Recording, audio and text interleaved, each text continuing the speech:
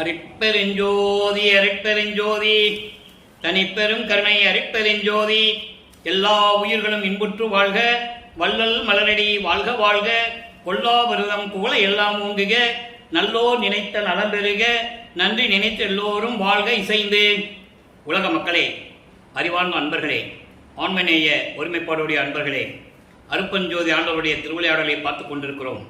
நான் ஏற்கனவே கூறியது போல இந்த பிரபஞ்சத்தில் எத்தனையோ திருவிளையாடல்கள் அருட்பெருஞ்சோதி ஆண்டவர் நடத்தியிருந்தாலும் கூட கலியுகத்தினுடைய கடைசி திருவிளையாடல் 1823 தொடங்கி 30/1/1874 இரவு 12 மணி வரையிலும் 51 ஆண்டுகள் திருவிளையாடல் தொடர்கிறது.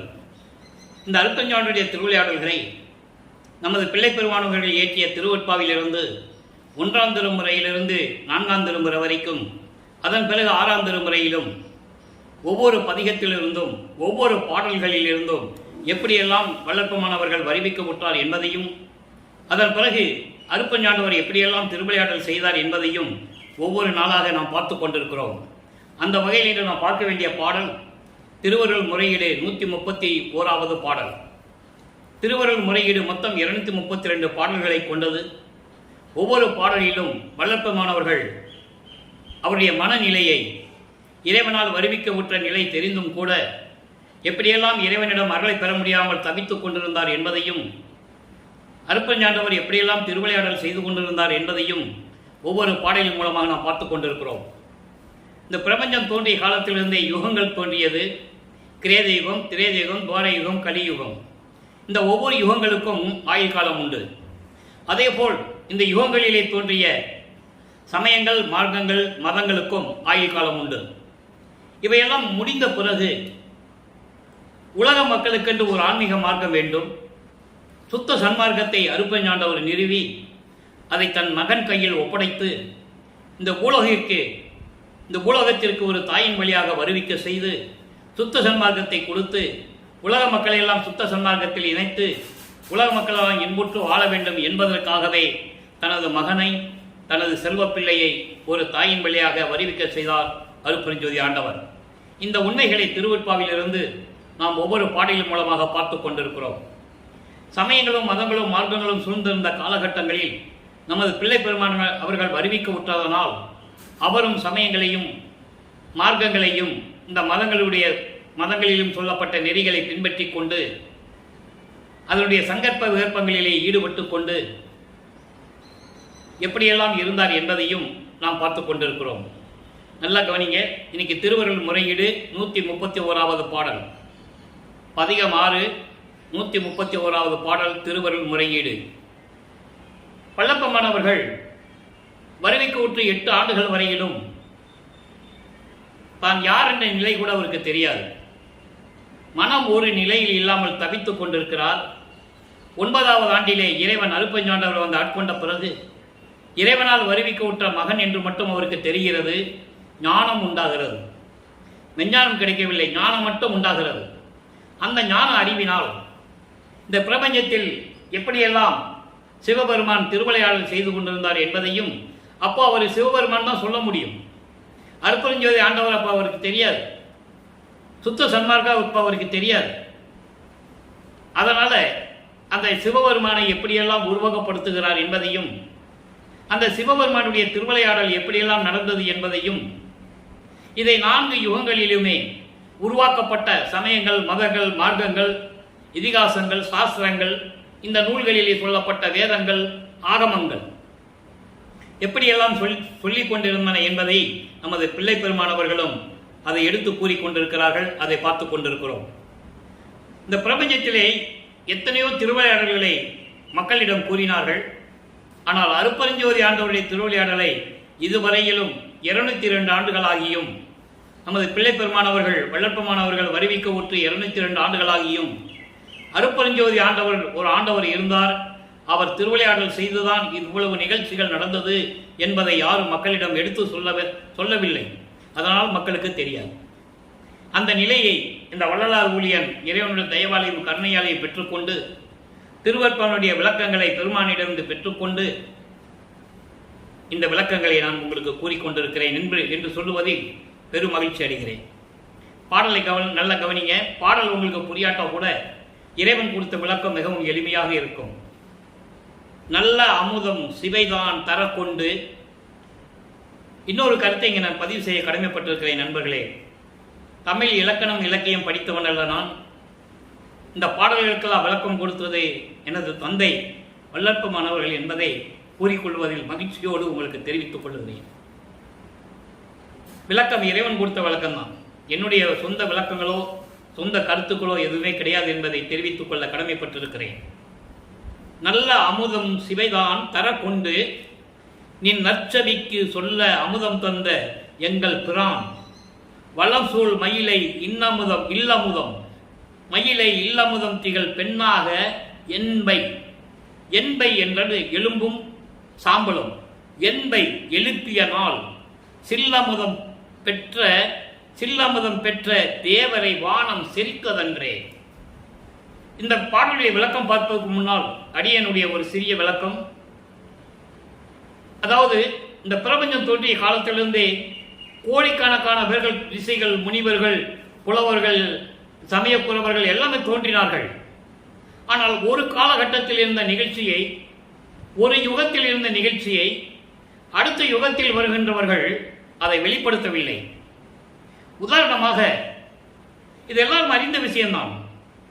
நான் எப்பவுமே திருவருட்பாவை பற்றி பேசும்போது மற்ற நூல்களை பற்றியோ வேறு நபர்களை பற்றியோ நான் பேசுவதில்லை. ஆனால் சில நேரங்களில் சில எடுத்துக்காட்டுகள் சொல்ல வேண்டியிருக்கிறது. திருமூலர் வாழ்ந்த காலத்தை அதன் பின் வந்த திருநாவுக்கரசரும் ஞானசம்பந்தரும் சொல்லவில்லை. ஞானசம்பந்தரும் திருநாவுக்கரசும் வாழ்ந்த காலத்தில் நடந்த நிகழ்ச்சிகளை அதன் பிறகு சக மார்க்கத்தில் வந்த சுந்தரன் கூறவில்லை. இவர்கள் எல்லாருமே திருமூலர், திருஞான சம்பந்தர், திருநாவுக்கரசர், நம்ம சுந்தரர் வாழ்ந்த காலகட்டங்களில் நடந்த நிகழ்ச்சிகளை அதன் பிறகு சமய மார்க்கத்திலே வந்த வாதபுரான் என்ற மாணிக்கவாசகர் கூறவில்லை. இறைவனை பற்றி போற்றி பாடினார்கள். உன்னதமான நூல்கள் உருவாகின. தேவாரம், திருவாசகம், திருமந்திரம், உன்னதமான நூல்கள் உருவாகின. இல்லை என்று யாரும் மறுக்க முடியாது. அந்த காலகட்டங்களில் சைவ நெறியை பரப்பதற்கு இந்த சமய புரவர்கள் இருந்தார்கள். திருஞான சம்பந்தர், திருநாவுக்கரசர், சுந்தரர், மாணிக்கவாசகர். இந்த பூலகிலே ஒரு மனிதனாக பிறந்து மனிதனாக வாழ்ந்து இறைவனை போற்றி வணங்கி போற்றி பாடி இறைவனையினுடைய அருளை பெற்றுக்கொண்டு ஞானத்தை பெற்றுக்கொண்டு, நல்ல ஞாபகம் வச்சுக்கணும், ஞானத்தை பெற்றுக்கொண்டு, மெஞ்ஞானம் இல்லை, ஞானத்தை பெற்றுக்கொண்டு இறைவனை பற்றி போற்றி பாடி சைவ நெறியை பரப்பி மக்களிடையே பரப்ப செய்தார்கள். இது உண்மை. அதன் பிறகு அவர்கள் காலகட்டங்கள் முடிந்தவுடனே இறைவனுடைய அருளால் முக்தி அடைந்தார்கள். சில பேர் சமாதி அடைந்தார்கள், சில பேர் ஜீவ சமாதி அடைந்தார்கள், சில பேர் முக்தி அடைந்தார்கள், சில பேர்கள் ஐம்பூதங்களோடு கலந்து கொண்டார்கள். அதற்கான ஆதாரங்கள்லாம் திருவருட்பாவில உண்டு. அதெல்லாம் சொன்ன நிறைய விளக்கங்கள் ஆயிடும். நமக்கு இந்த விளக்கம் சொல்ல முடியாது. ஐம்பூதங்களோட கலந்தவர்கள் நிறைய பேர் உண்டு. இப்படி இறைவனிடம் நேரடியாக இறைவன் வந்து யாரோடையும் கலக்கவில்லை என்பதை இங்கே நான் பதிவு செய்ய கடமைப்பட்டிருக்கிறேன். இறைவன் வந்து அப்பா என்னை போற்றி பாடுன, ரொம்ப மகிழ்ச்சி அப்படின்னு சொல்லி அவங்களோட வந்து இறைவன் கலக்கவில்லை. இறைவனை பற்றி பாடி புகழ் பெற்று இறைவனடி சேர்ந்தார்கள் என்பதுதான் உண்மை, அதுதான் சத்தியம். இந்த நிலைகளில் இருக்கும்போது இந்த சமய புரவர்களை பற்றி திருநாவுக்கரசர், திருஞான சம்பந்தர், சுந்தரர், மாணிக்கவாசகர் இந்த 4 பேரையும் பற்றி ஒட்டு மொத்தமாக திருவருட்பாவிலே நமக்கு அருளி இருக்கிறார்கள் வல்லற்பமான அவர்கள் என்பதை இங்கே நான் பதிவு செய்ய கடமைப்பட்டிருக்கிறேன்.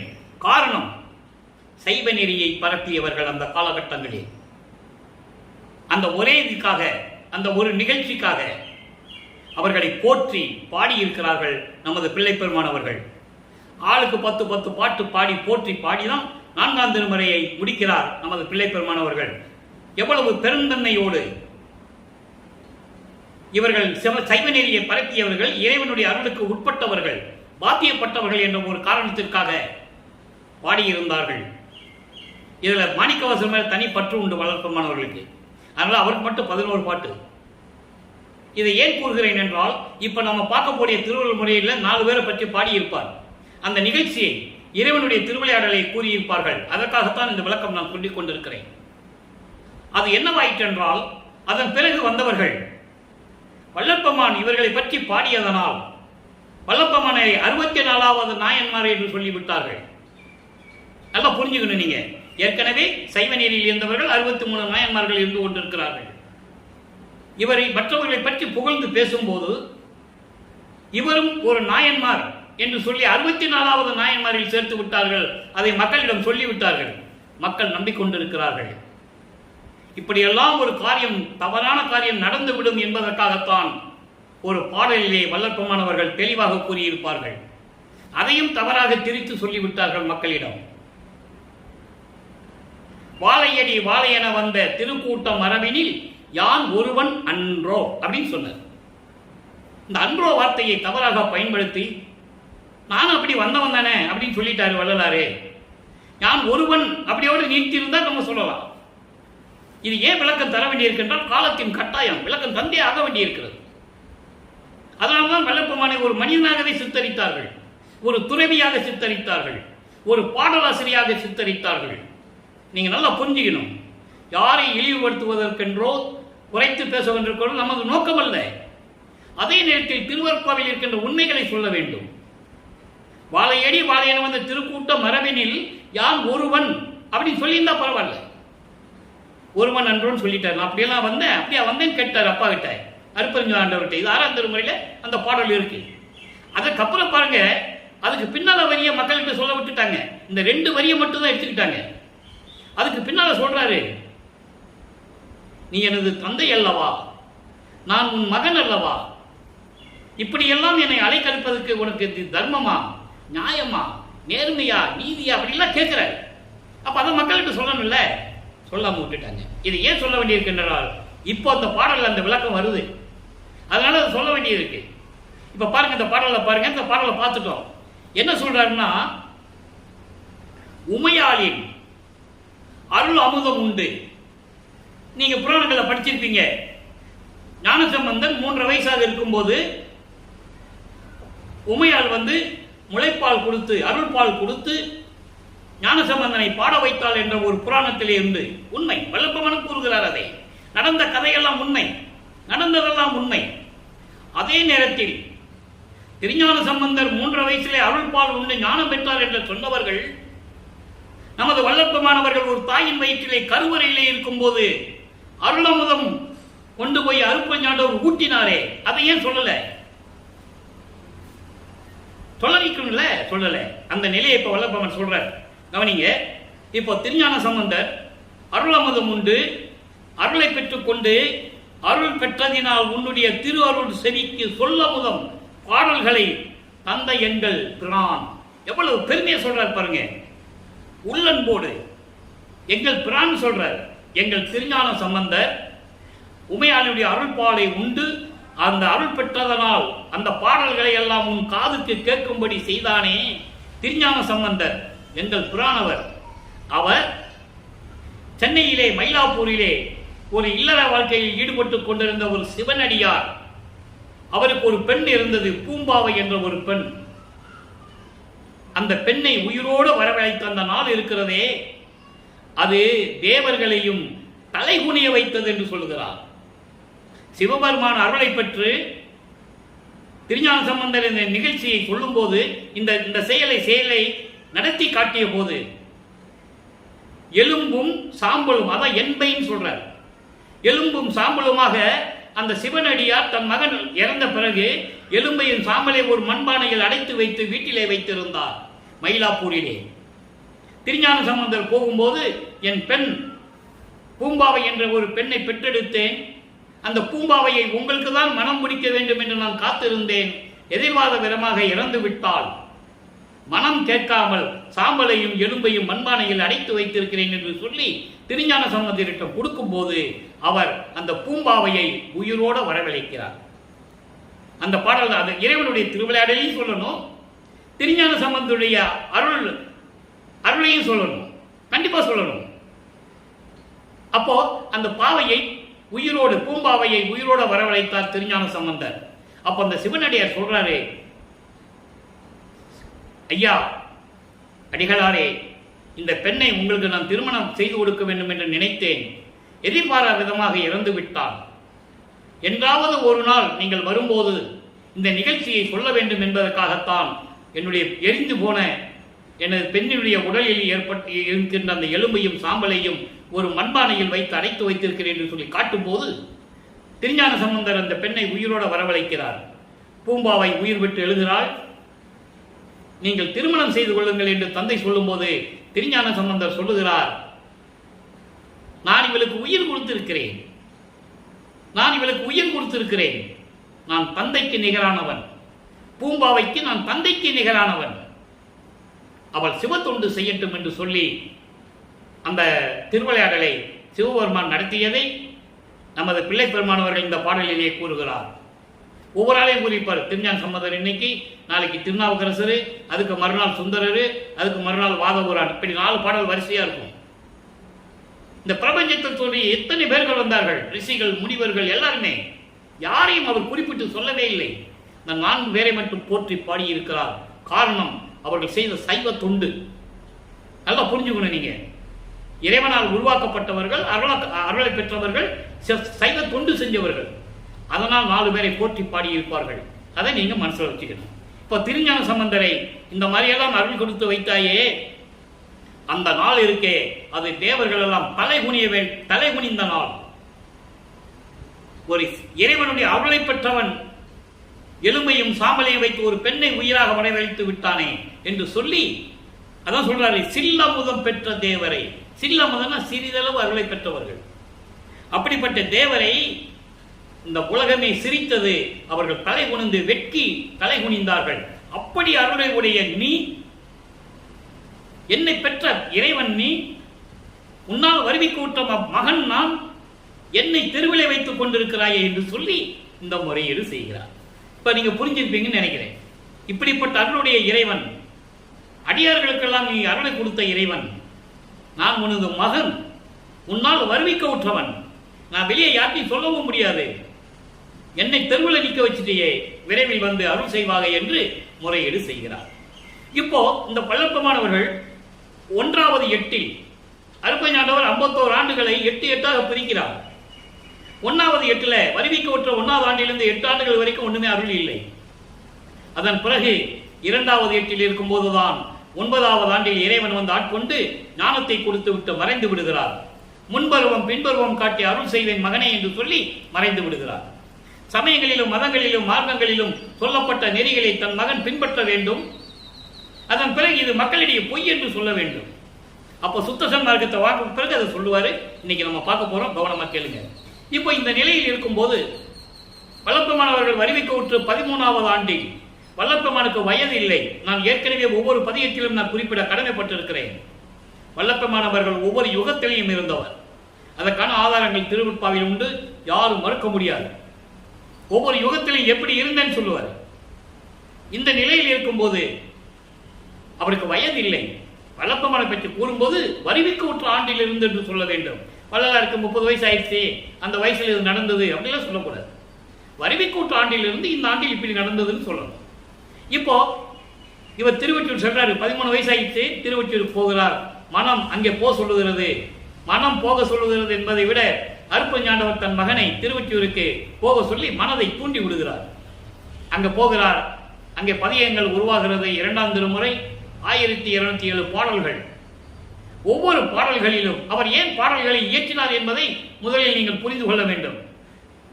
உலக மக்களுக்கு தெரியப்படுத்த வேண்டும். சும்மா பாடிட்டு அவரை விட்டுட்டு போயிருக்கலாம்.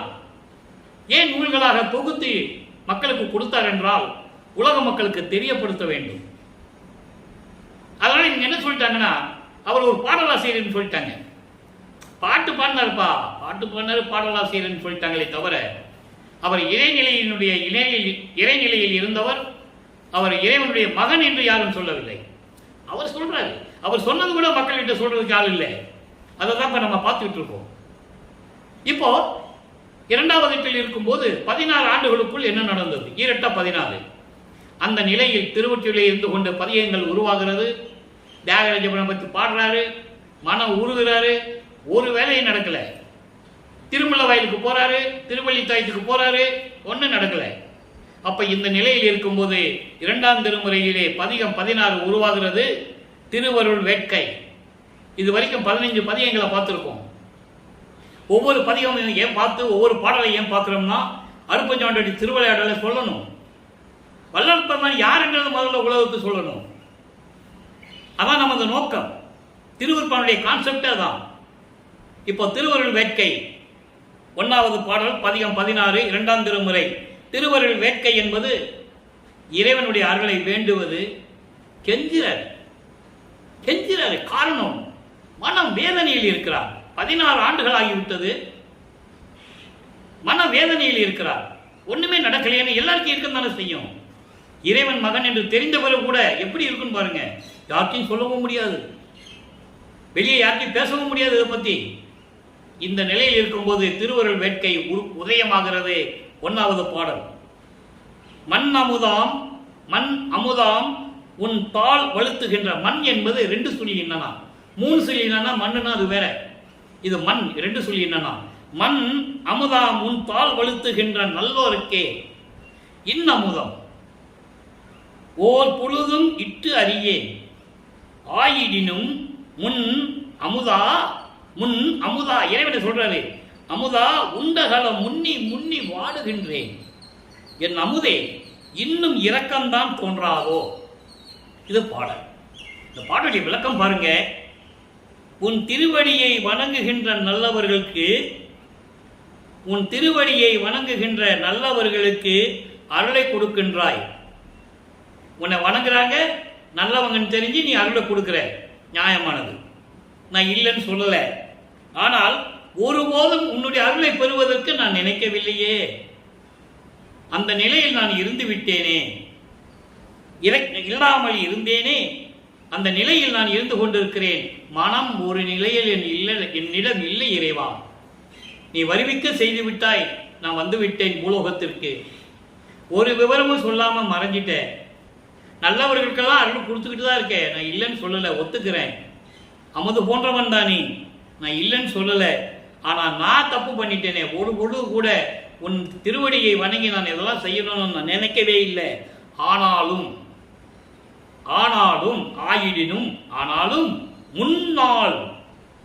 முன் அமுத போன்ற இறைவனே, முன்னாளில் உண்ட களம் முன்னி வாடுகின்றேன். ஒரு காலத்தில் தேவர்களை எல்லாம் அரக்கர்கள் துன்புறுத்தும் போது அவர்கள் உயிர் பிழைக்க வேண்டுமானால் அமுதம் உண்ண வேண்டும். அமுதம் உண்டால் அரக்கர்களுடைய அட்டகாசங்கள் அட்டுழியங்கள்லாம் கொஞ்சம் அடங்கும். அதனால பார்க்கடலை கடையும் போது அந்த பாம்பு வைத்து கடைகிறார்கள். பாம்பு வந்து ஒரு அரக்கன். சரியான நேரத்தில் அமுதம் வரும்போது அதை விஷத்தை கக்குகிறது, உமிழ்கிறது. அந்த அமுதத்தை என்ன செய்வதென்று தெரியாமல் தேவர்களும் பிரம்மன் திருமால் முதல் அத்தனை பேரும் முடித்துக் கொண்டிருக்கும் போது, திகைத்துக் கொண்டிருக்கும் போது, அந்த அமுதத்தை கலந்த அந்த விஷத்தை தான் உண்டு கழுத்தை நிறுத்தி கொண்டாயே. அப்படிப்பட்ட இறைவா, அதை நினைக்கும் போது உன்னின்னு சொல்றார். அதை நினைக்கும் போதெல்லாம் வாடுகின்றேன். எப்படியெல்லாம் நீ இறைவனை தேவர்களை காப்பாற்றி இருக்கிறாய். ஆனால் என்னை நீ காப்பாற்றுவதற்கு இன்னும் வரவில்லையே. அதற்கு அது சொல்றதுதான் இதை சொல்றாரு அவர். அப்படிப்பட்ட இறைவன் நீ, என் அமுதே இன்னும் இரக்கம்தான் தோன்றாதோ. இன்னும் என் மேல இரக்கமே வரலையே உனக்கு. அவர் நினைக்கிறாரு இன்னும் காலங்கள் இருக்கு, 51 வருஷம் இருக்குல்ல. அதனால தன் மகனை திருவிளையாடல் செய்து கொண்டு இப்படி இந்த நிலையில் வைத்துக் கொண்டிருக்கிறார் அருட்பெருஞ்சாண்டவர் என்பதை நீங்கள் புரிந்து கொள்ள வேண்டும். எனக்கு இன்னும் நீ இரக்கம் காட்டலையே, உன் மனசுல என்னை பத்தி தெரியவே என்னமே வராதான்னு கேட்கிறார். முதல் பாடல திருவள்ளுவர் முறையீடுல சொன்னாரு, இப்படியெல்லாம் நீ அருளை கொடுத்து ஞான சம்பந்தரை இப்படியெல்லாம் நீ வச்சிருந்த, ஆனா உன் மகன் என்ன தெருவில் வச்சு நிக்க வச்சிருக்கியன்னு கேட்கிற. இப்போ இந்த பாடல்கள் என்ன சொல்றாரு, தேவர்களெல்லாம் அந்த விஷம் கலந்த அமுத உண்டு நீ காப்பாத்தின, சாப்பிட்டு நீ காப்பாத்தின, தொண்டையில நிறுத்திக்கிட்ட. ஆனா என் மேல ஏன் இறக்க வரலன்னு எனக்கு தெரியலையே. இறக்கம்தான் இன்னும் இறங்காதோ. நீ எப்பதான் என் மேல இறக்கம் காட்டுவ, தயவு காட்டுவ அப்படின்னு சொல்லி இந்த பாடலில் நமக்கு அருளி இருக்கிறார்கள். இதன் மூலம் உலக மக்களுக்கு தெரிவிக்கிறார். உலக மக்களே, நான் இறைவனால் வருவிக்க விட்டும் கூட ஏன் வருவிக்க விட்டுன்றது இனிமேதான் சொல்லுவாரு. நல்லா புரிஞ்சுக்கணும். ஏன்னா இந்த நிலையில் இருக்கும்போது அவர் சமயங்களையும் மார்க்கங்களையும் மதங்களையும் சார்ந்து கொண்டு இருக்கிறார். உடம்பெல்லாம் திருநீர் பூசிக்கிட்டு, கழுத்தில் உத்தராட்ச மாலையை போட்டுக்கிட்டு, கடுக்கான் போட்டுக்கிட்டு, குத்து விளக்கு ஏற்றி, உருவத்தை பார்த்து வழிபட்டுக்கிட்டு, தேங்காய் உடைச்சி, பழம் உடைச்சி எல்லாம் பண்ணிக்கிட்டு இருக்கிறாரு. காரணம் செஞ்சுதான் ஆகணும், காலத்தின் கட்டாயம். அதை செய்து கொண்டிருக்கிறார். இப்போ 16 ஆண்டுகள் வரைக்கும் ஒரு நிலையம் அவருக்கு கிடைக்கல. இப்போ அடுத்த 8க்கு போறார். 34. 17வது ஆண்டிலிருந்து 25 ஆண்டுகளுக்குள் என்ன நடந்தது? அந்த 8 வருஷம் அது 3ஆம் திருமுறை உருவாகிறது. 3ஆம் திருமுறையில் இதுவரைக்கும் 10 பதியத்தை பார்த்துருக்கோம். போய் தியாகராஜ பெருமான வேண்டுவாரு, ஒரு புரோஜனம் இல்லை. நாரையை தூது அனுப்புவார், கிளிகளை தூது அனுப்புவார், ஒன்றும் இல்லை. இப்போ மனசு அலைப்பாயுது, சங்கடப்படுது, சந்தேகம் வருது அவருக்கு. இந்த ஆள் வருவாரா வரமாட்டாரா, நம்மளை ஆட்கொள்ள மாட்டாரா? ஏன்னா ஏகப்பட்ட திருவிளையாடல் நடக்குது இல்லையா? அப்படி சந்தேகப்பட்டு என்ன பண்றாரு, ஒரு குறத்தி பெண்ணிட்ட போய் குறி கேட்க போறாரு. மனநிலை அப்படி இருக்கு அவருக்கு. அவருடைய மனநிலையை சொல்றாரு உலக மக்களுக்கு. அதை நீங்க புரிஞ்சுக்கணும். இப்போ உலகியல்ல ஒரு குடும்பத்தில் கஷ்டம் வந்தானே என்ன பண்ணுவாங்க? குறி கேட்க போவாங்க, ஜாதகம் பார்க்க போவாங்க, யார் என்னென்ன சொன்னாங்களோ அந்த இடத்துக்கெல்லாம் போவாங்க. அந்த நிலையில் இருந்து கொண்டு பாடல்கள் உருவானது குறி ஆராய்ச்சி. மொத்தம் 11 பாடல்கள். இன்னைக்கு 10வது பாடலை பார்க்க போறோம். ஒவ்வொரு பாடலையும் எப்படி சொல்றாரு அதை தான் பார்த்துட்டு இருக்கோம். ரொம்ப இனிமையா இருக்கும், அற்புதமா இருக்கும், உடம்பு சிலுக்கும். அப்படியே இப்படியெல்லாம் நம்ம வளர்ப்பமான இருந்திருக்கிறாரா? யாரும் சொல்லவே இல்லையே, எல்லாம் மறைச்சிட்டாங்களே. ஒரு ஆதங்கம் மக்களுக்கு இருக்கு. அந்த ஆதங்கம் இந்த வள்ளலார் ஊழியனுக்கு இருக்கு. அதனால்தான் பெருமான் என்னை ஆட்கொண்டு இந்த விளக்கத்தை உங்களுக்கு பேச சொல்ல இருக்காரு. அதை நீங்க புரிஞ்சுக்கணும். கற்றை சடை மேல் கங்கை தனை கலந்தார், கொன்றை கன்னியினார், பொற்றை பெருவில் படை உடையார், பொலில் சூழ் ஒற்றி புண்ணியனார், இற்றைக்கு அடியேல் பள்ளி அறைக்கு எய்தாரோ, சற்றும் கருங்கள் புறமடவாய் சூழ்ந்தோர் உரிநீ சொல்லுவையே. இது பாடல். இப்ப இந்த பாடல் இருக்கிற பொருள் பாருங்க. அதாவது இறைவன் மீது காதல் கொண்டுள்ளதால் தன்னை ஒரு பெண்ணாக உருவகப்படுத்துகிறார். பெண்ணாக உருவகப்படுத்தி இறைவனை கணவனாக உருவகப்படுத்தி தன்னை தலைவியாகவும் இறைவனை தலைவனாகவும் உருவகப்படுத்தி ஒரு குறத்தி பெண்ணிடம் போய் குறி சொல்லுவது போல இந்த பாடலை நமக்கு அருளி இருக்கிறார்கள். விளக்கத்தை பார்ப்போம். அதுக்கப்புறம் இதன் மூலம் உலக மக்களுக்கு தெரிய வேண்டியது என்னவென்றால் அப்படின்ற நிகழ்ச்சியை நம்ம பார்க்க போறோம். கற்றை சடை மேல், பின்னிய சடை மேல் கங்கையை சுமந்து கொண்டிருப்பார். குறத்தி பெண்ணிட்ட போய் சொல்றாரு, எப்படிப்பட்டவர்னு சொல்றாரு. அதாவது பின்னிய சடை மேல் கங்கையை வச்சிருப்பாரு, கொன்றை கன்னியனார், கொன்றை மலர்களை சூடியிருப்பார். சிவபெருமானுக்கு பிடித்த மலர் கொன்றை மலர்கள், வெற்றி வாகை சூடும் மலர்கள் என்று சொல்லுவார் வளர்ப்புமானவர்கள். கொன்றை மலர்களை சூடிய இறைவன் பொற்றை பெருவில் படை உடையார், இமயமலையை வில்லாக வடைத்து ஆயுதமாக கொண்டிருக்க இறைவன். அது ஒரு திருவிளையாடல் நடந்தது. இமயமலையை வில்லாக வளைத்து கையில் வச்சுக்கிட்டார். அந்த இமயமலை அரசனுடைய ஆணவத்தை அடக்குவதற்காக. அதன் பிறகுதான் பார்வையை கொண்டு கல்யாணம் பண்றது அவர். இப்படியெல்லாம் வரலாறுகள் உண்டு. அதுக்குள்ள நம்ம போக வேண்டாம், அது பெரிய விளக்கம். இவர் சொன்னதை மட்டும் விளக்கம் வச்சுக்குவோம். இமயமலையை வில்லாக வைத்து கையில வச்சுக்கிட்டார். படை என்பது ஆயுதம். அப்படி இமயமலையை வில்லாக வைத்து அந்த ஆயுதத்தை கையில் வைத்துக் கொண்டு இறைவன், இப்போ திருவொற்றியூரில் இருக்கின்ற இறைவன் தியாகராஜ பெருமான், அப்படிப்பட்டவர் இன்றைக்கு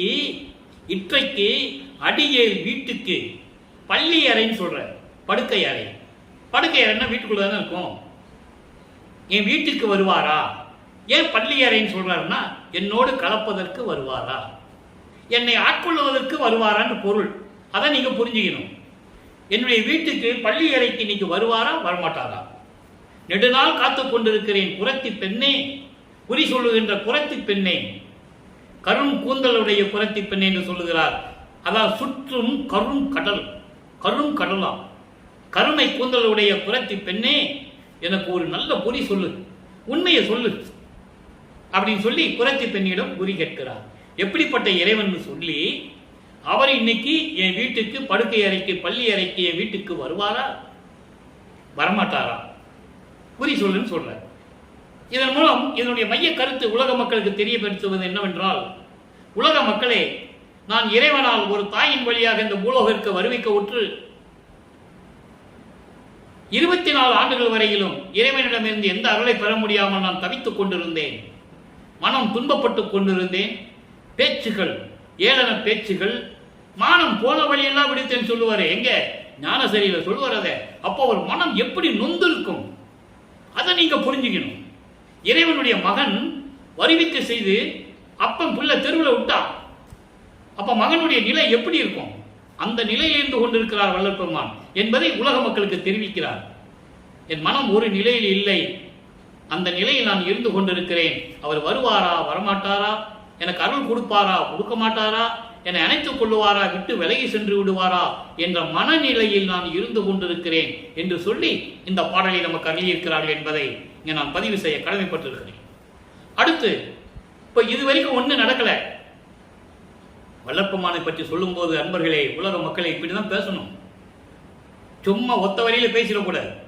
சோறு போட சொன்னாரு, அது சொன்னாரு, இது சொன்னாரு, அது சொன்னாரு, உண்மைதான். அவர் யாருன்னு மக்கள்கிட்ட சொல்லணும்ல. அவர் யாரு, எப்படிப்பட்டவர், யாருடைய மகன் அவரு, எல்லாம் சொல்லணும்ல. சொல்லல, விட்டுட்டாங்க. இப்போ 4வது எட்டில் இருந்து கொண்டிருக்கிறார். 4 8 32. 25 ஆண்டிலிருந்து 32 ஆண்டுகளுக்குள் என்ன நடந்தது சொல்லணும்ல.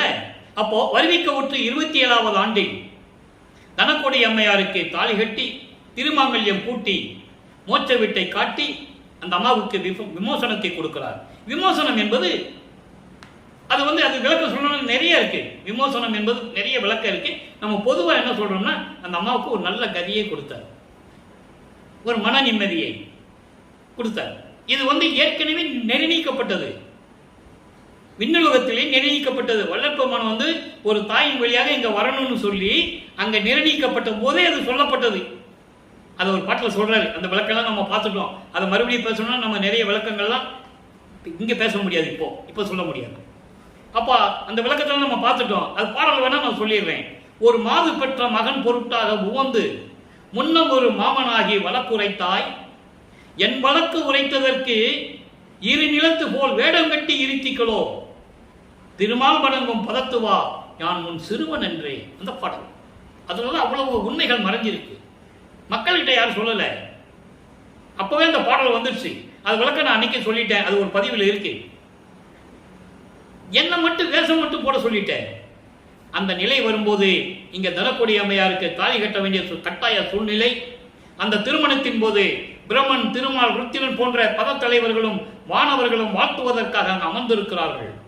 இது மக்களுக்கு தெரியாது, மானிட கண்களுக்கு தெரியாது இல்லையா? இவர் பார்க்கிறாரு, அங்க இருக்கிறாங்க. அவங்க வந்த காரணம் இவர்களை வாழ்த்தி விட்டு எப்படியும் அருப்பஞ்சாண்டவர் வருவார்கள பார்த்துட்டு போகலான்னு உட்கார்ந்துருக்காங்க. ஆனால் அருப்பஞ்சாண்டவரும் சிவகாமி வள்ளியும் வரவில்லை. அப்போ என் மனம் எப்படி அழுக்காறு அடைந்தது, என் மனம் எப்படி துன்பப்பட்டது என்று கூறுவார். அதெல்லாம் பாடல்கள் உண்டு, நம்ம பின்னால பார்க்க போறோம்.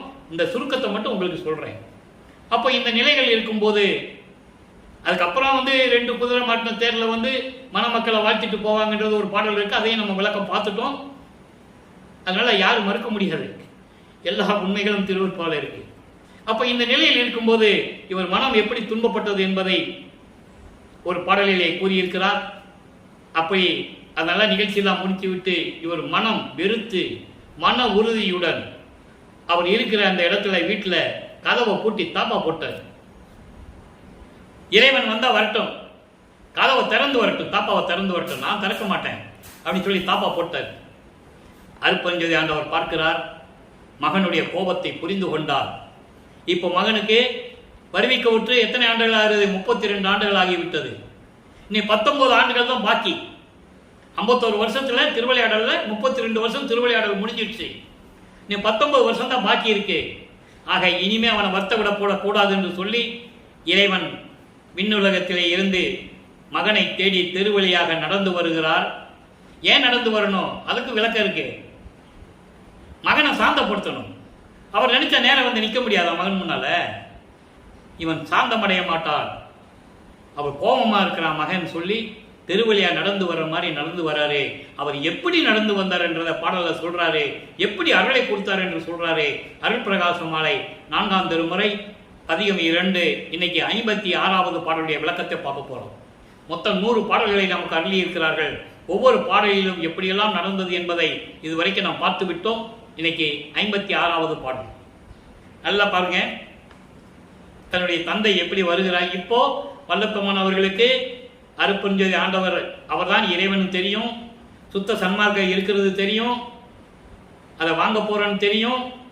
என்ன நடக்குதுன்னு மட்டும் பார்ப்போம்.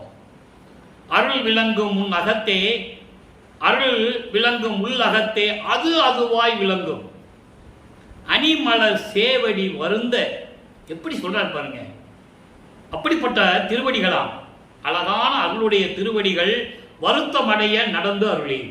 எப்படி? அருள் விளங்கும் உள்ளகத்தே, அதாவது அருள் சக்தியோடு, அருள் சக்தியோடு உள்ளத்திலே அது அதுவாய் அருள் சக்தியாகவும் அருள் நிலையில் இருக்கின்ற கடவுள் நிலையாகவும், இந்த 2 நிலைகளை சொல்றார். சிவம் சக்தின்னு சொல்லுவாங்கல்ல, அதை இவர் விளக்கமாக சொல்லுகிறார். அருள் சக்தியோடு கடவுள் நிலையில் அந்த அருள் நிலையாய் இறை நிலையாய் இருக்கின்ற உனது திருவடிகள், 2 திருவடிகளை சேர்த்து சொல்றார். அருள் சக்தியாகவும் கடவுள் நிலையில் இருக்கின்ற இறைநிலையாகவும். அதான் இருநிலை என்று சொல்லுவார். அந்த பாடலுடைய விளக்கத்தில் நம்ம பார்த்துட்டோம். கடவுள் நிலை, அருள் நிலை, 2 நிலைகள் இருக்கிறது. அப்படிப்பட்ட அந்த 2 திருவடிகள், அப்படிப்பட்ட திருவடிகள் வருத்தம் அடையும்படி கால் வலிக்கும்படி நடந்து வந்து அருளி பொருள் விளங்கா நடு இரவில். பொருள் விளங்கா நடு இரவில் என்பது யாருன்னு தெரியாத இரவு. எதுக்கு யார் வந்தாலும் தெரியாது. அப்படிப்பட்ட நடு இரவு, நடு சாமம், நல் இரவு, கடும் இரவு. அப்படிப்பட்ட இரவில் நான் இருக்கும் இடத்தை அடைந்து போந்து எழுந்தருளி தெரு காப்பு அவைக்க புரிந்து. நல்லா கவனிக்கணும், இவர் பூட்டிட்டார்ல, அப்படி அதை யார் திறக்கணும்? அவர் வந்து தான் திறக்கிறாரு. கதவை தட்டுனாலும் மகன் வந்து திறக்க மாட்டான்னு அவருக்கு தெரியும். அவ்வளவு கோபத்தில் இருக்கிறார் வல்லப்பெருமான். அதனால தன் மகன் கோபமா இருக்கிறான்னு சொல்லி கதை கூட தட்டல. அவரு அப்படி கையை காட்டுறாரு, தாப்பா திறக்குது. நீங்க எத்தனையோ சினிமாவில் பார்த்துருப்பீங்களே, விட்லாச்சாரிய படத்தில் கூட பார்த்துருப்பீங்க. அந்த மாதிரி இறைவன் கையை காட்டுறாரு, தாப்பா திறக்குது. அதுக்க புரிந்து என்னை அங்கு அழைத்து, ஏன் காப்பை திறந்துட்டார்ல, கதவை திறந்துட்டார்ல, நேரம் மகன் முன்னால நிற்கலாம்ல. வரல. அவர் ஒரு கால் உள்ள ஒரு கால் வெளியே இருக்கும். ஏன் தெரியுமா? இவர் என்ன பிளான் பண்ணியிருக்காரு தெரியுமா? வல்லப்பெருமான் அவர்கள் என்ன நினைச்சாருன்னா, அப்பா வந்து கதவை திறப்பாப்புல உள்ள வந்துடுவாரு, நம்ம ஓடி போய் திருப்பி பூட்டிடணும். திருப்பி பூட்டிட்டா நம்ம அன்புக்கு கட்டுப்பட்டு அவர் போக முடியாது அப்படின்னு இவர் நினைச்சிட்டு இருக்காரு. நல்லா புரிஞ்சுக்கணும் நண்பர்களே, பாடல் வந்து விளக்கம் கொடுப்பது அவ்வளவு எளிதல்ல. அதான் சொல்றாரு, என்னை அங்கு அழைத்து, ஒரு கால் உள்ள ஒரு கால் வெளியே. அவருக்கு தெரியல, இவன் உள்ள போனா பூட்டிட்டாலும் நம்ம வெளியே போக முடியாது. எப்படி பிரபஞ்சத்தை இயக்குறது, எப்படி இவனுக்கு 51 ஆண்டுகள் கழிச்சு முடி சூட்டணும், இன்னும் நிறைய வேலை இருக்க, இவங்கிட்ட சிக்கிடக்கூடாது. இதை நினைச்சுதான் திருவொற்றியூரில் இருக்கும்போது தியாகராஜ பெருமான் இவரை பார்த்து தெருவழியா ஓடுவாரு. 3ஆம் திருமுறையில் பதிகம் இருக்கு, நம்ம அதுக்கு அடுத்து அதெல்லாம் பார்க்க போறோம். தலை தெறிக்க ஓடுவார் தியாகராஜ பெருமான் மகனை பார்த்து. இவங்கிட்ட இப்ப மாட்டக்கூடாது, நம்ம மாட்டணும், நம்ம கதை முடிஞ்சது, இவன் கேட்கிறவர்களுக்கு பதில் சொல்ல முடியாது சொல்லி தெருவழியா ஓடுவாருங்க. இவரு பின்னாலே ஓடுவாரு. அந்த நிகழ்ச்சிகளை நம்ம பார்க்க போறோம். இதை ஏன் சொல்றேன்னா, இப்ப இதை சொல்ல வேண்டியதுனால அதை சொல்றேன். அப்ப அங்க அழைச்சி வாமகனை என்று அழைத்து கையில் தெருள் விளங்கும் ஒரு பொருள் என் கைதனில் அளித்தாய். அருள் பக்குவத்தோடு அருளோடு இருக்கின்ற ஒரு பொருளை, ஒரு அருள் கொடையை என் கையில் கொடுத்தாய். உன் பெருமையை நான் என்னவென்று சொல்லுவேன்.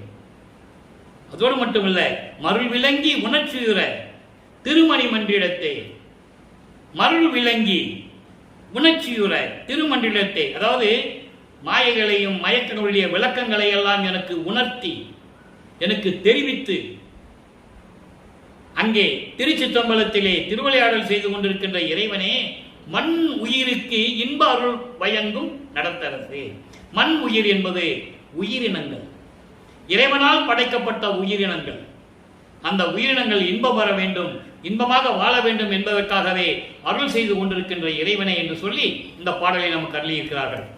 பாடலின் கருத்தின் சுருக்கம், எப்படிப்பட்ட திருவடிகள், அருள் சக்தியோடும் கடவுள் நிலையோடும் 2 நிலைகள் இருக்கின்ற உன்னுடைய 2 திருவடிகள் கால்வலிக்க எழுந்தருளி பெருவழியை நடந்து வந்து நான் இருக்கும் இடத்தை அடைந்து நடு சாமத்தில் எதிரிலே யாரும் தெரியாத அளவிற்கு இருக்கின்ற அந்த இருட்டில் நடு இரவில் சாமத்தில் நடந்து வந்து நான் இருக்கின்ற இடத்தை கதவை திறந்து வாமகனை என்று அங்கு அழைத்து அருளுடன் விளங்கக்கூடிய ஒரு அருள்கொடையை என் கையில் கொடுத்து எப்படியெல்லாம் எனக்கு அருள் செய்தாய், உன்னுடைய அருளை நான் என்னவென்று சொல்லுவேன், உயிரினங்களுக்கெல்லாம் இன்பம் தந்து கொண்டு இருக்கின்ற இறைவனே அப்படின்னு சொல்லி இந்த பாடலை நமக்கு அருளியிருக்கிறார்கள். ஆக அன்பர்களே, 32வது ஆண்டில் 32வது ஆண்டு என்பது வல்லப்பமானவர்கள் வருவிக்க உற்று 32வது ஆண்டு இறுதியில் இந்த அருளை கொடுக்கிறார். கொடுத்து விட்ட பிறகு அவர் விண்ணுலகம் சென்று கொண்டிருக்கிறார். இவர் சுத்த சன்மார்க்கத்தை போய் வாங்கணும். எப்படியெல்லாம் தத்துவங்களை கடந்து போனார் என்பதால் விளக்கங்களை நம்ம பார்த்துட்டோம். தத்துவங்களை கடந்து அதை கடந்து இதை கடந்து போய் அங்கே போய் மகனை வரவேற்கிறார். அருட்பெருஞ்சோதி ஆண்டவர் வரவேற்று அங்கே இருக்கின்ற ஞான சபையிலே நம்ம இப்போ பேசுறதெல்லாம் அங்கே இருக்கிற ஞான சபையை பற்றி பேசிட்டு இருக்கோம். இன்னும் இந்த நிலைக்கு வடலூரில் ஞான சபையை அதனுடைய ஞான சபை எப்படி இருக்கோ அதனால தான் இங்கே நிறுவினாரு. அது அந்த நிலைக்கு இன்னும் நம்ம வரல. இன்னும் ஆண்டுகள் இருக்கு. இன்னும் 1 வருஷம் கழிச்சு தான் நம்ம சொல்ல முடியும். அதாவது தர்மசாலையை நிறுவியது, சபையை நிறுவியது, உயர் நீதிமன்றத்தில் போய் திருவட்பாதான் சிறந்தது என்று சொல்லி தீர்ப்பு வாங்கிட்டு வந்தது, அதெல்லாம் சொல்றதுக்கு 1 வருஷம் ஆகும். அது வரைக்கும் நம்ம இந்த திருவிழா தான் பார்த்துட்டு இருக்கணும். அதை தான் முதலே சொல்றேன். அப்படி போய் அந்த சத்தியஞான சபையிலே இருந்து கொண்டு இருக்கின்ற இறைவனை எப்படியெல்லாம் போய் மகனுக்கு முடி சூட்டி எப்படியெல்லாம் அருளை கொடுத்தாருங்கிறத பார்த்துட்டோம். இப்ப சுத்த சன்மார்க்கத்தை வாங்கியாச்சு. 6ஆம் திருமுறை உருவாகிறது. அருள் விளக்க மாலை. அங்க போய் சுத்த சன்மார்க்கத்தை வாங்கிட்டு நேர கருங்குழி வந்துட்டாரு. அப்ப கருங்குழியில் இருக்கிறாரு நமது வல்லற்பமானவர்கள்.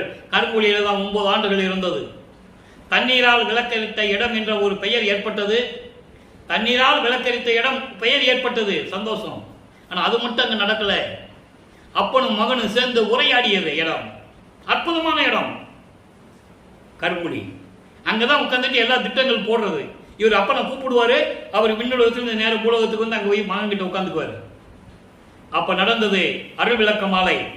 67வது பாடல். இன்னைக்கு மொத்தம் 100 பாடல்கள். இன்னைக்கு 67வது பாடலை பார்க்க போறோம். நல்லா கவனிங்க, எப்படி நடக்குதுன்னு மட்டும் பாருங்க. அற்புதங்க, யாரும் சொல்லல, அதான் விஷயம். மனம் வேதனையா இருக்கு. 202 வருஷமா சரி அவர் இருக்கும்போது அருட்பெருஞ்சோதி ஆண்டவர் ஆனார்ல 1874 30/1/1874 நைட் 12 மணிக்கு அருட்பெருஞ்சோதி ஆயிட்டாரு. அவங்க அப்பா வந்து மகனோட சேர்ந்து மகனுக்கிட்ட 2 கலந்துக்கிட்டாங்க.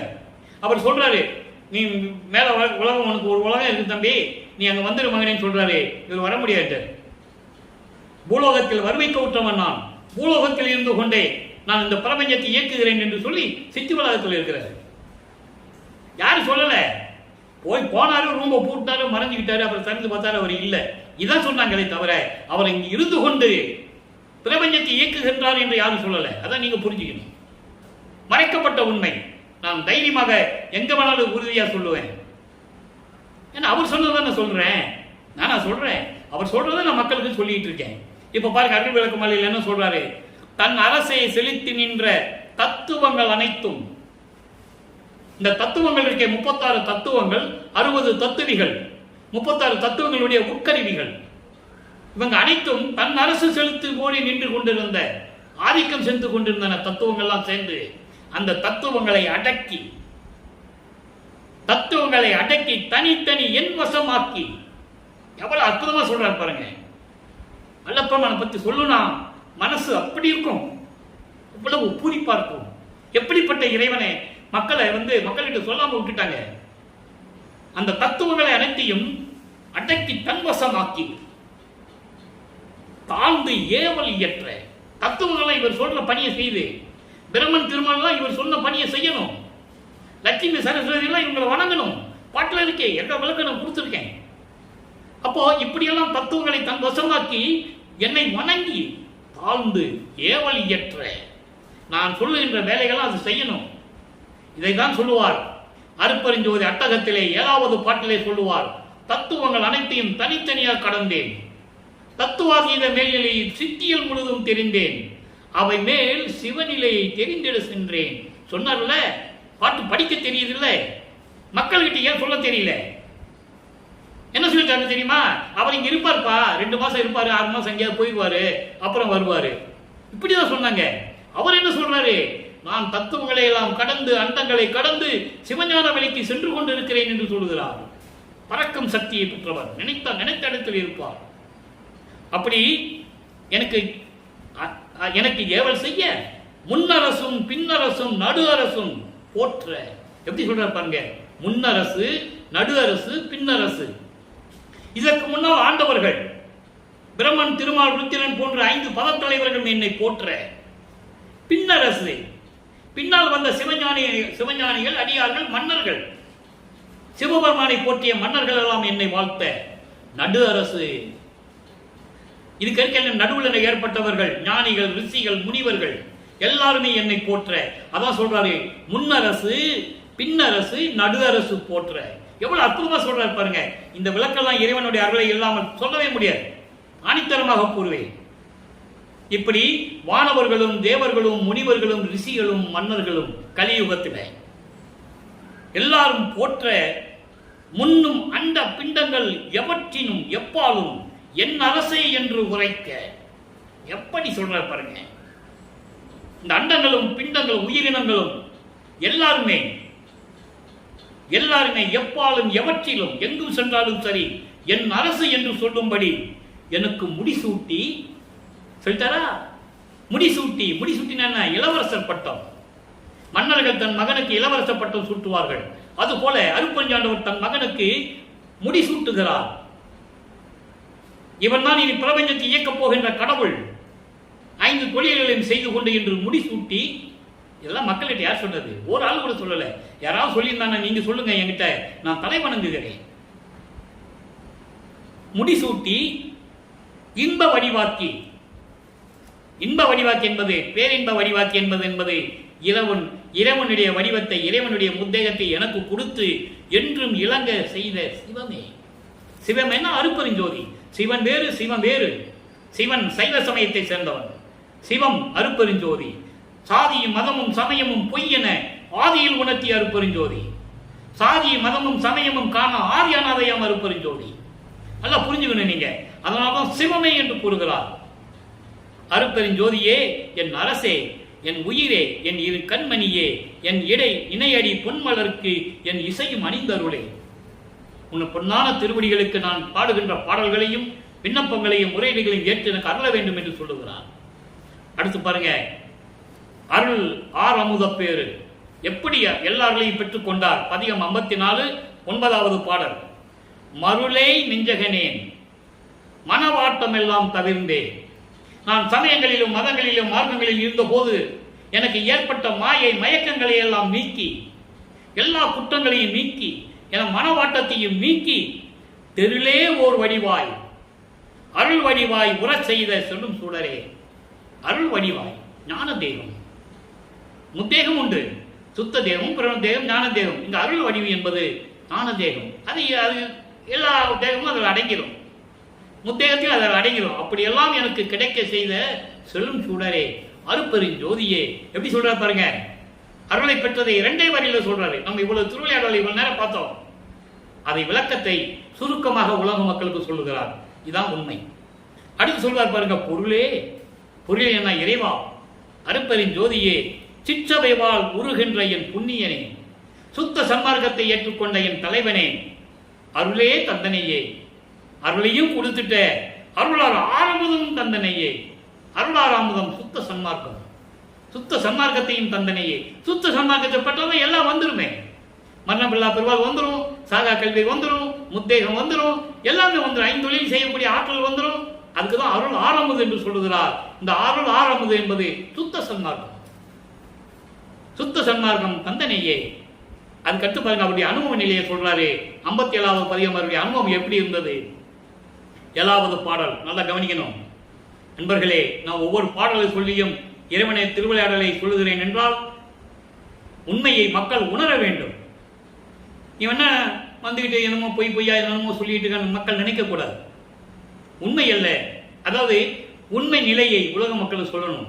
இது பொய் அல்ல, கற்பனை அல்ல. அதுக்காக தான் பாடல் சொல்லி உங்களுக்கு நான் விளக்கம் சொல்லிட்டேன் என்பதை நீங்கள் புரிந்து கொள்ள வேண்டும். கூடிய நாள் இதுதான் தருணம், இதுதான் நல்ல நேரம். அனுபவ நிலையில சொல்றாரு, இதுதான் நல்ல நேரம். என்னை கூடி உள்ளே வாடிய வாட்டமெல்லாம் தவிர்த்தே சுகவாழ்வு அளிப்பாய். எல்லா நிலைகளையும் நீக்கி, சமயங்கள் மதங்கள் மார்க்கங்கள் இருந்த அந்த நிலைகளை எல்லாம் நீக்கி, வாட்டத்தை நீக்கி, எல்லாம் நீக்கி சுக வாழ்வு அளிப்பாய். இறைநிலையை எனக்கு கொடுக்க வேண்டும். அதாவது சுக வாழ்வு அவருக்கு நீடியதே. இதெல்லாம் நீண்டுகிட்டே போச்சுன்னு வச்சுக்கோ. இது ஏன் சொல்றாருன்னா, அப்பனை கூப்பிடுறாரு. அருள் விளக்கு மாலையில் சொன்னார்ல, விரைந்து வந்து அருள வேண்டும் சொல்லி அவர் வராரு. அவர் நிற்க வச்சுட்டு கேட்கிறாரு, இங்க பாரு, நீ நான் சொல்றேன், நீ காலம் தாமதம் செஞ்சுட்டு இருக்க, என்ன காரணம்னு எனக்கு தெரியல கேட்கிறாரு. அதுக்கு அவங்க அப்பா பதில் சொல்றாரு. அதுக்கெல்லாம் பாடல் உண்டு. பதில் சொல்றாரு, இல்லை மகனே, இன்னும் காலம் இருக்கிறதே, இன்னும் 9 வருஷம் இருக்குதுன்னு கேட்கிறாரு. இப்ப 42 ஆண்டுகளுக்குள்ளதான் நீ இருந்து கொண்டு இருக்கிறாய், இன்னும் 9 வருஷம் இருக்குல்ல, அதுக்குள்ள என்ன அவசரம் அப்படின்னு அவர் சொல்லுவாரு. அதான் இங்க சொல்றாரு, இப்படியெல்லாம் நீ கொடுக்கணும். நீடியதே, இன்னும் காலதாமதம் செஞ்சுக்கிட்டு இருந்த நான் பொறுக்க மாட்டேன். போதுண்டா சாமி, எங்க அப்பனே 32 வருஷம் என்ன பாடா படிச்சுட்டேன், அது போதாதா இன்னுமா அப்படின்னு கேட்கிற. நீடியதே, இன்னும் நீ பண்ணினா இங்க பாரு, நான் பொறுக்க மாட்டேன், உயிர் நீத்திடுவேன். வேற உனக்கு பிள்ளை கிடைக்க மாட்டான். உயிர் நீத்திடுவேன்னா என்ன அர்த்தம்? அவருக்கு ஏது மரணம்? உனக்கு பிள்ளையா நான் இருக்க மாட்டேன்னு சொல்ற. உயிர் நீத்திடுவேன்னா நான் உனக்கு பிள்ளையா இருக்க மாட்டேன். அதை நீங்க புரிஞ்சுக்கணும். உயிர் நீத்திடேன்னு சொல்றாரு, சாக மாட்டேன்னு சொல்றாரு. எப்படி? அப்படியெல்லாம் குழப்பம் வரும். அப்ப அந்த குழப்பத்துக்கே இடம் இல்லை. நான் சகிக்க மாட்டேன், உன் மகனாக கூட நான் இருக்க மாட்டேன் அப்புறம் அப்படின்னு சொல்றேன். அதான் உயிர் நீத்திடுவேன்னு சொல்றாரு. அதை நீங்க புரிஞ்சுக்கணும். இந்த விளக்கம் நான் யாருக்கும் சொல்ல முடியாது. அடுத்து சொல்றாரு பாருங்க, ஆடிய பாதம் அறிய சொன்னேன். ஆடிய பாதம்னா திருவிளையாடல். திருவிளையாடல் செஞ்சிட்டு இருக்கியே, அந்த திருவடியை பார்த்து சொல்றேன், சத்தியமா சொல்றேன் எனது ஆண்டவனே அப்படின்னு சொல்றாரு. அடுத்து பாருங்க, கைமாறின்மை 58வது பதிகம். என்ன கைமாறு செய்ய போறேன்? அப்பா கிட்ட சொல்றாரு, இவ்வளவுதான் செஞ்சிட்டு இல்ல, நான் என்ன கைமாறு செய்ய போறேன்னு எனக்கு தெரியல அப்படின்றாரு. அங்கே 7வது பாடல், வரை கடந்து, நல்ல படிக்கணும், வரை கடந்து அடியேன் செய்த வன்பிலை பொறுத்து ஆட்கொண்டாய். ஒவ்வொரு வரியா சொல்றேன், 4 வரி தான். அதாவது வரை கடந்துன்னா அளவுக்கு மீறி எல்லையை கடந்து இந்த அடியேன் செஞ்ச பிழைகளை எல்லாம் இருக்கே, அதையெல்லாம் பொறுத்து என்னை ஆட்கொண்டாய்.